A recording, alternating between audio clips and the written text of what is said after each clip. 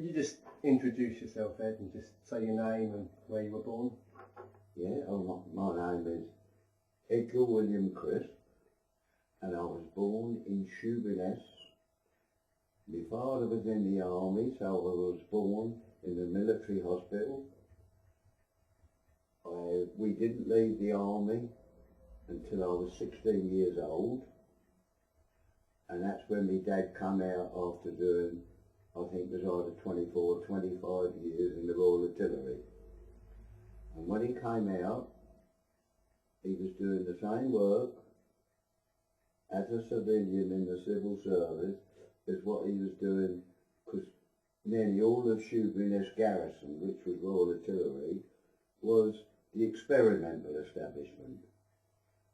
They used to send all the shells that were made and guns from Woolwich Arsenal down the River Thames to what they call a barge pier at Shoeburyness, and they was unloaded there, and they were fired out mostly from Foulness Island, which is all owned by the government still, mostly from Foulness Island, and then they used to fire them out, and they used to go out and pick up the shells when the tide went out. Right. Could you just tell us how old you are? How old I am? Yeah. 83 next Monday, the 15th of January. Right, yeah, cool.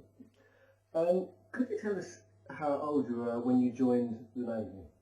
Yeah, I joined the Navy in April 1939, and I was born the 15th of the 1st, 24. So I was about 15 and 3 months. Right, right. And was you drafted in, or was it did you voluntarily? No, I joined the Navy. You had to go up and you asked. And I went there. My father had to sign a paper that I had, if you did anything wrong, was you willing with it as a boy, and if you did anything wrong, you'd have to have his permission that I got the cane, and it wouldn't go on the history sheet. Yeah. Because I was ever so strict when you was in the boy. I went to Shotley at HMS Ganges. Oh. That was right near Ipswich, and is on the River Stour, where the Ganges base was. Used to get up in the morning about 6 o'clock, go out on the different boats, rowing against, I was in Anson House and Mess 21, and you used to have to row against the other people and that. And the laugh was the old chief petty officer Eccles that was there then. He used to say when we was pulling so he could win, pull your little bath buns. He said, pull as if you was pulling a black man off your mother. If you said that today, you know, he'd have been drummed out of the Navy. It was a good life. Yeah. Yeah.